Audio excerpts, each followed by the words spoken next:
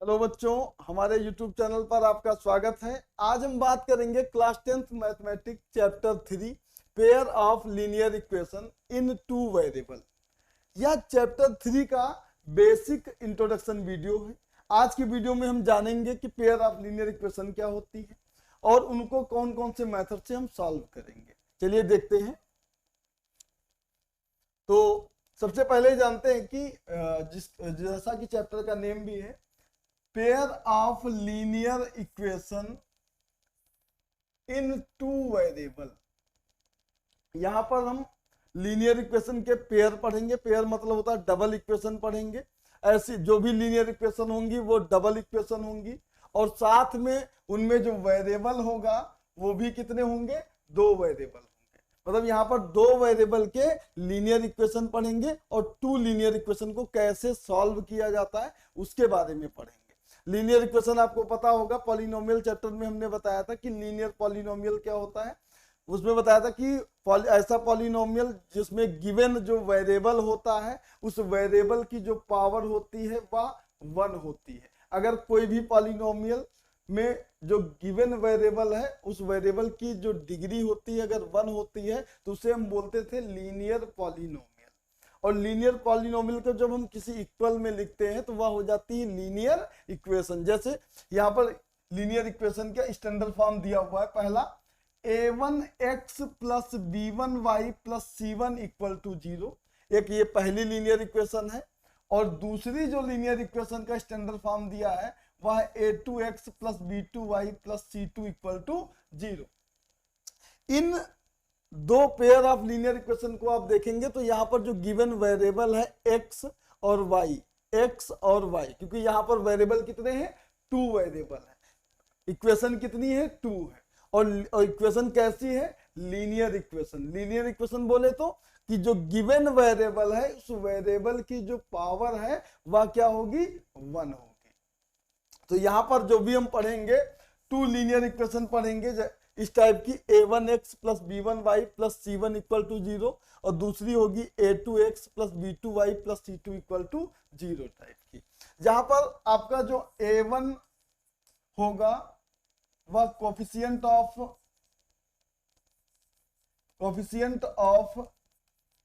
x होगा, और b1 जो होगा वह कोफिशिएंट ऑफ y होगा, और c1 जो होगा वह होगा आपका कांस्टेंट टर्म होगा। ये पहली इक्वेशन की लिए कंडीशन है। पहली इक्वेशन से आप जब भी देखेंगे, जो पहली इक्वेशन में x का जो कोफिशिएंट होगा वह a1 होगा, y का जो कोफिशिएंट होगा वह b1 होगा, और लास्ट वाला जिसमें कोई भी वेरिएबल नहीं दिया होगा कांस्टेंट टर्म कहलाएगा, उसे हम c1 से रिप्रेजेंट करेंगे। और ऐसे ही जब हम दूसरी लीनियर इक्वेशन को देखेंगे उसमें से जो x का कोफिशिएंट होगा वह a2 होगा, y का कोफिशिएंट b2 होगा, और जो लास्ट वाला जो कांस्टेंट टर्म होगा उसे हम c2 से रिप्रेजेंट करेंगे। तो a1 b1 जान गए होंगे क्या होते हैं। a1 b1 और c1 क्या है? a1 पहली लीनियर इक्वेशन का x का कोफिशिएंट होता है, और b1 y का कोफिशिएंट होता है, c1 जो है वो पहली इक्वेशन का पहले कांस्टेंट टर्म को रिप्रेजेंट करता है। ऐसे ही a2 x का कोफिशिएंट सेकेंड इक्वेशन का, और b2 y का कोफिशिएंट, और c2 रिप्रेजेंट करेगा सेकेंड कांस्टेंट को, मतलब सेकेंड लीनियर इक्वेशन के कांस्टेंट टर्म को रिप्रेजेंट करेगा। और इन लीनियर इक्वेशन को हम जो सॉल्व करेंगे वो 3 मेथड से सॉल्व करेंगे जो इस चैप्टर में है। कौन कौन से मेथड? एक होगा आपका ग्राफिकल मेथड, दूसरा होगा आपका सब्स्टिट्यूशन, और तीसरा आपका कहलाएगा एलिमिनेशन मेथड। इन 3 मेथड के द्वारा ही इन दोनों लीनियर इक्वेशन को हम सॉल्व करना सीखेंगे। चलिए देखते हैं। सबसे पहले हम बात करते हैं graphical method of solution of the pair of linear equation. मतलब जो भी ये लीनियर पेयर है, इन लीनियर पेयर को ग्राफिकल मेथड से कैसे सॉल्व करते हैं उसके बारे में जानेंगे। तो एक चीज आप जान लो कि कोई भी अगर लीनियर इक्वेशन होती है तो पॉलिनोमियल में हमने सॉल्व भी किया है। कोई भी लीनियर इक्वेशन का जो ग्राफ होता है जान लेते हैं पहले कि अगर हम ग्राफ कोई भी लीनियर इक्वेशन होगा वहां पर हम क्या करते हैं, एक्स और वाई के कोऑर्डिनेट निकाल लेते हैं, दो दो कोऑर्डिनेट निकालते हैं। और कोऑर्डिनेट निकालने के बाद जब इसके ऊपर हम कार्टेशियन प्लेन पर इसको हम रिप्रेजेंट करते हैं, रखते हैं, उस पर पुट करते हैं, तब क्या होता है, उन दोनों को अगर हम मिलाते हैं, मिलाने के बाद हमें क्या मिलती है, एक स्ट्रेट लाइन मिलती है। कभी भी लीनियर इक्वेशन को अगर आप ग्राफिकल मेथड से सॉल्व करेंगे तो उसका जो ग्राफ होगा वह एक स्ट्रेट लाइन में मिलेगा। ये स्ट्रेट लाइन ऐसे भी हो सकती है, ऐसे भी हो सकती है, कैसे भी हो, लेकिन वह जो भी मिलेगा, उसका जो ग्राफ मिलेगा लीनियर इक्वेशन का, वह एक स्ट्रेट लाइन मिलेगा। तो अब यहां पर पेयर ऑफ लीनियर इक्वेशन है, मतलब यहां पर दो दो लीनियर इक्वेशन है, तो कहने का मतलब यह है कि इनका जो ग्राफ मिलेगा हमें पेयर में मिलेगा। मतलब अगर आप कोई ग्राफ खींचेंगे तो एक हो सकता है ऐसा मिले और दूसरा ग्राफ भी आपको एक स्ट्रेट लाइन ही मिलेगा। मतलब जब दो इक्वेशन को हम रिप्रेजेंट करेंगे ग्राफ पेपर पर तो हमें दो स्ट्रेट लाइन मिलेंगे। और आपको पता है कि कोई दो स्ट्रेट लाइन जो होती है वो तीन तरीके से पाई जा सकती। कैसे कैसे?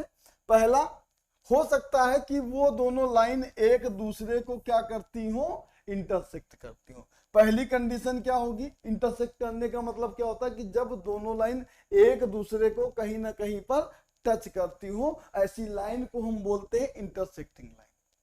तो पहला कंडीशन ये हो सकता है कि वो जो हम ग्राफ बनाए इन दोनों पेयर ऑफ लीनियर इक्वेशन का, उनका ग्राफ कुछ ऐसा मिले हमें कि वो दोनों लाइन एक दूसरे को क्या करती हो, इंटरसेक्ट करती हो। और दूसरी कंडीशन ये हो सकती है कि हो सकता है कि वह दोनों लाइन एक दूसरे को कहीं पर भी इंटरसेक्ट ना करें। मतलब ऐसी दो लाइन जो कहीं पर भी एक दूसरे को इंटरसेक्ट ना करें, ऐसी लाइन भी मिल सकती है। या पहली कंडीशन के हिसाब से ऐसी दो लाइन मिलेंगी जो कहीं ना कहीं पर एक पॉइंट पर एक दूसरे को क्या करेंगी, इंटरसेक्ट करेंगी। अगर कोई दो लाइन एक दूसरे को कहीं पर भी इंटरसेक्ट ना करे तो ऐसी लाइन को हम बोलते हैं पैरेलल लाइन बोलते हैं। क्या बोलते हैं?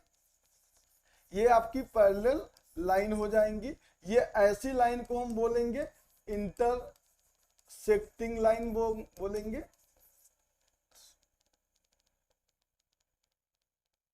इंटरसेक्टिंग लाइन बोलेंगे। तो अभी हमने आपको बताया कि जो लाइन होती है, पहला तो एक तो हो सकता है कि दोनों एक दूसरे को कहीं ना कहीं पर इंटरसेक्ट करें, तो उसे बोलेंगे इंटरसेक्टिंग लाइन।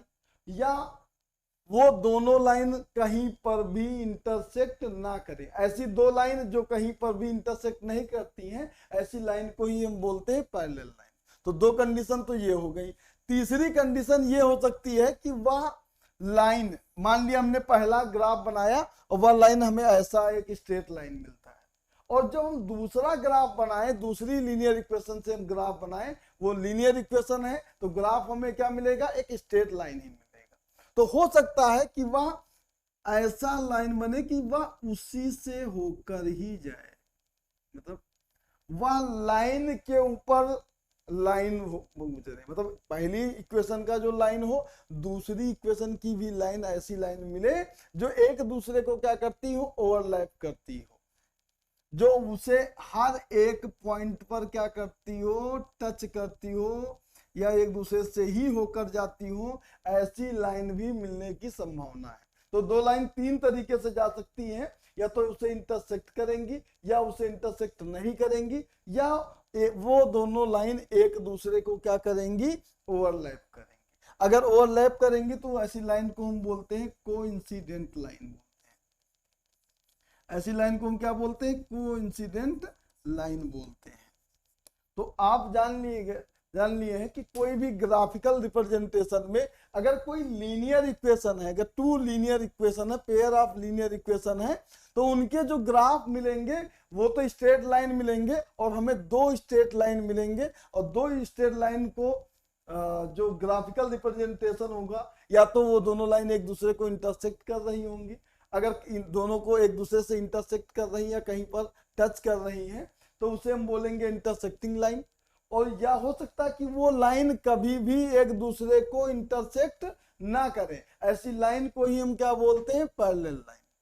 और तीसरी कंडीशन यह हो सकती है कि दोनों लाइन एक दूसरे को क्या करती हो, हर एक पॉइंट पर ओवरलैप करते हैं। ओवरलैप करने का मतलब ये होता है कि अगर मान लेते हैं ये कोई लाइन है और इस लाइन के ऊपर एक दूसरी लाइन एकदम ऐसे बैठ जाए, तो अगर एक पहली इक्वेशन का एक ग्राफ बना और दूसरी इक्वेशन का हमने ग्राफ बनाया, वो भी एकदम सीधा इसी रास्ते से जा रहा है, एक दूसरे लाइन के ऊपर जैसे जा रहा है, तो ऐसी लाइन को ही हम बोलते हैं कोइंसिडेंट लाइन। तो ये तो हो गया आपका ग्राफिकल रिप्रेजेंटेशन कि अगर आपने क्या किया, किसी भी दो इक्वेशन को आपने ग्राफिकल मेथड से सॉल्व किया और उसे ग्राफ पेपर पर प्लॉट किया। प्लॉट करने के बाद आपको जो दो स्ट्रेट लाइन मिलेंगी वो तीन कंडीशन से मिल सकती हैं कि इंटरसेक्टिंग, पैरेलल और कोइंसिडेंट।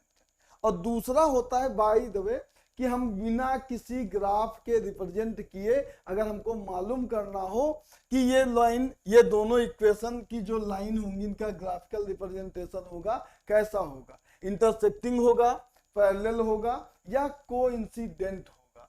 तो उसके लिए हम क्या करते हैं, एकदम सिंपल सा काम होता है कि इन दोनों इक्वेशन से A1, B1 और C1, पहली इक्वेशन से, दूसरी इक्वेशन से A2, B2 और C2 निकाल लेते हैं। अगर A1 बाई A2 और इक्वल टू आ जाता है B1 बाई B2 के रेशियो के, मतलब हमने पहली इक्वेशन से A1 निकाला, दूसरी इक्वेशन से A2 निकाला, पहले से B1 निकाला, दूसरे से हमने B2 निकाला और उन दोनों का हमने क्या निकाला, रेशियो निकाला। क्या निकाला, रेशियो निकाला। A1 बाई A2 निकाला और दूसरा निकाला B1 बाई B2। अगर इन दोनों का रेशियो आपस में इक्वल ना हो, तो ratio of A1 by A2 and B1 by B2 अगर इक्वल नहीं होते हैं तो हम बोलेंगे कि वह दोनों लाइन क्या करेंगी, इंटरसेक्ट करेंगी। वो दोनों लाइन क्या करेंगी, इंटरसेक्ट करेंगी।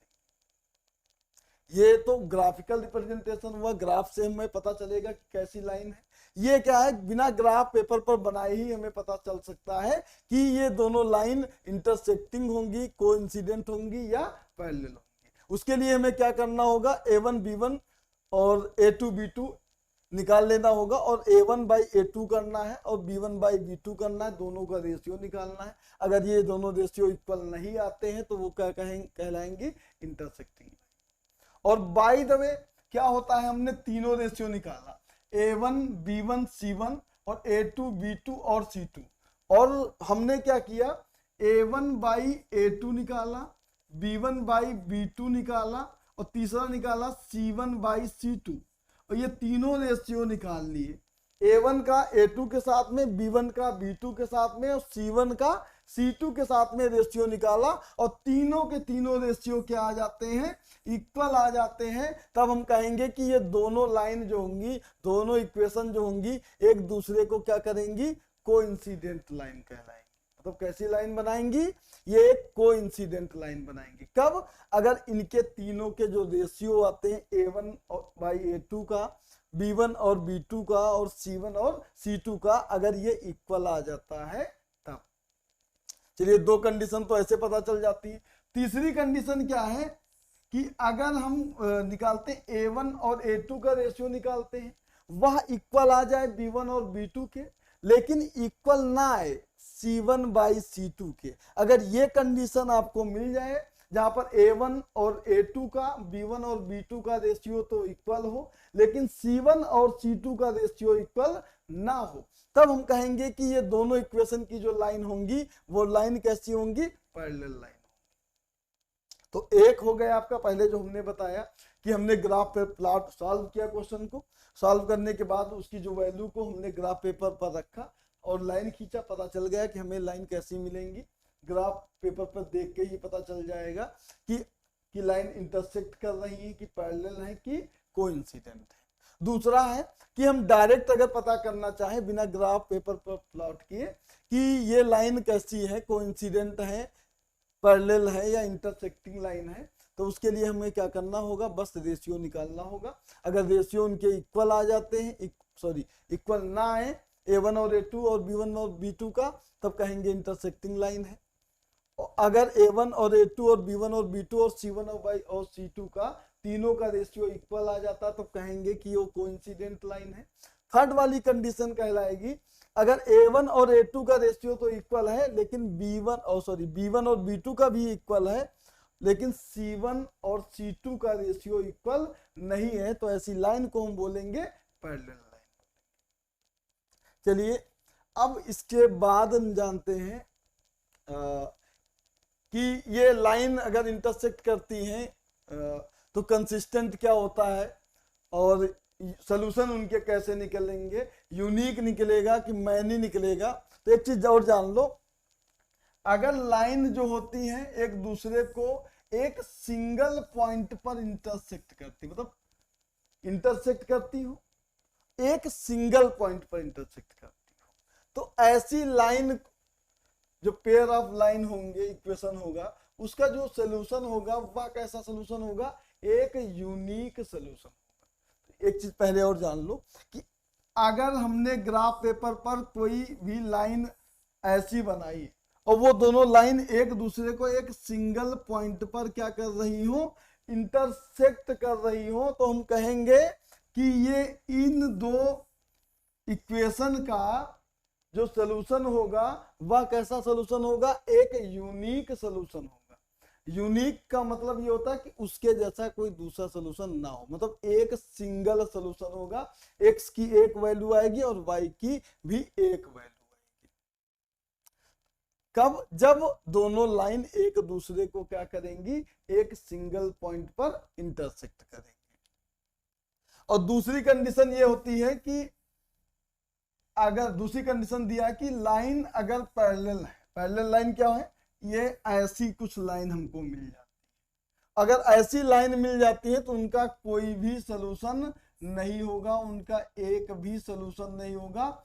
जान लो, जब तक लाइन एक दूसरे को कहीं ना कहीं पर इंटरसेक्ट नहीं करेंगी तब तक उनका कोई भी सलूशन नहीं निकलेगा। और यहाँ पर ये लाइन कहीं पर भी एक दूसरे को इंटरसेक्ट नहीं कर रही, क्योंकि पैरेलल लाइन कभी भी एक दूसरे को इंटरसेक्ट नहीं करती है। इसका मतलब इन दो इक्वेशन का, जब कोई दो इक्वेशन हो और उनका जो ग्राफ हो एक पैरेलल लाइन वाला मिलता हो, तो बता देंगे कि उनका कोई भी सॉल्यूशन नहीं निकलेगा। मतलब उसमें x और y की जो भी वैल्यू होगी उसे ज्ञात नहीं किया जा सकता, उसे निकाला नहीं जा सकता।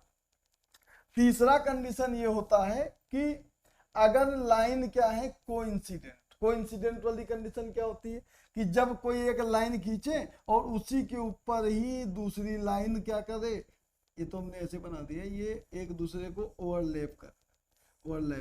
ओवरलैप करने का मतलब होगा कि ये दोनों लाइन इनको हर एक पॉइंट पर टच कर रही होंगी, इंटरसेक्ट कर रही होंगी, हर एक पॉइंट पर एक दूसरे को टच कर रही। अभी हमने बताया था कि लाइन जितनी बार एक दूसरे को टच करेंगे उसके उतने ही सॉल्यूशन होंगे। जैसे इंटरसेक्टिंग लाइन को के जो होता है एक सिंगल पॉइंट पर टच करता है तो उसका यूनिक सॉल्यूशन होता है। पैरेलल लाइन में जो होती है वो एक दूसरे को कहीं पर भी टच नहीं करती है तो उसका कोई भी सॉल्यूशन नहीं होता है। और जो कोइंसिडेंट लाइन होती है वो हर एक पॉइंट पर एक दूसरे को टच कर रही, इंटरसेक्ट कर रही। इसका मतलब इसके जो सॉल्यूशन होंगे, नंबर ऑफ सॉल्यूशन होंगे वह इनफाइनाइट होंगे। कितने सॉल्यूशन होंगे उनके, इनफाइनाइट मैनी सॉल्यूशन होंगे। तो ये चीज जान लो कि अगर लाइन, दोनों लाइन इंटरसेक्टिंग लाइन है तो उनके सॉल्यूशन यूनिक होंगे, और अगर पैरेलल लाइन है तो उनके सॉल्यूशन क्या होंगे, आपके नो सॉल्यूशन का कोई भी सॉल्यूशन नहीं ज्ञात किया जा सकता। और अगर लाइन क्या है, कोइंसिडेंट लाइन है, तो उनके क्या होंगे, इनफाइनाइट नंबर ऑफ सॉल्यूशन। ये तो हो गए लाइन के बारे में, हमको पता चल गया। लाइन के हिसाब से हमें पता चल गया कि किसका यूनिक सॉल्यूशन होगा, किसके नो सॉल्यूशन होगा और किसका मैनी सॉल्यूशन होगा, या कह सकते हैं इनफाइनाइट नंबर ऑफ सॉल्यूशन होंगे। तो हमको पता चल गया कि इंटरसेक्टिंग लाइन के जो होते हैं उसका एक सिंगल पॉइंट पर वो एक दूसरे को इंटरसेक्ट करते हैं, इसलिए ऐसे पेयर ऑफ इक्वेशन के यूनिक सॉल्यूशन होते हैं। और पैरेलल लाइन जो एक दूसरे को कहीं पर भी इंटरसेक्ट नहीं करते हैं तो इनके एक भी सॉल्यूशन नहीं होते हैं। और ऐसी लाइन जो कोइंसिडेंट हो, जो हर जगह पर एक दूसरे को इंटरसेक्ट करती हो, तो इनके इनफाइनाइट नंबर ऑफ सॉल्यूशन। चलो ये हो जान गए। अब जान लेते हैं हम कंसिस्टेंट और इनकंसिस्टेंट के बारे में। तो एक चीज जान लो कि अगर कोई दो पेयर ऑफ लीनियर इक्वेशन है, उनके कोई भी सॉल्यूशन निकाले जा सकते हो, चाहे एक सिंगल हो या उसके इनफाइनाइट नंबर ऑफ सॉल्यूशन निकाले जा सकते हैं। तो ऐसी लाइन जिनके नंबर ऑफ सॉल्यूशन निकाले जा सकते हैं, जिनके सॉल्यूशन निकाले जा सकते हैं, जिनको सॉल्व किया जा सकता है, ऐसी लाइन को ही हम बोलते हैं कंसिस्टेंट लाइन बोलते हैं। क्या बोलते हैं? कंसिस्टेंट। तो अब जान गए होंगे, क्योंकि इंटरसेक्टिंग लाइन के भी सॉल्यूशन निकलते हैं और कोइंसिडेंट लाइन के भी सॉल्यूशन निकलते हैं, इसलिए जो कोइंसिडेंट लाइन होती है वो भी कंसिस्टेंट होती है और जो इंटरसेक्टिंग लाइन होती है वो भी कंसिस्टेंट होती है। लेकिन पैरेलल इक्वेशन की क्या होती है, उनके कोई भी सॉल्यूशन नहीं निकलते हैं, इसलिए इन्हें हम बोलते हैं इनकंसिस्टेंट लाइन बोलते हैं। क्या बोलते हैं? इनकंसिस्टेंट बोलते हैं। अगर ऐसे दो पेयर ऑफ लीनियर इक्वेशन जिनका एक भी सॉल्यूशन ना निकलता हो, उन्हें हम बोलेंगे इनकंसिस्टेंट। जिनके एक भी सॉल्यूशन निकलते हो या एक से ज्यादा निकलते हो, उन्हें हम बोलते हैं कंसिस्टेंट।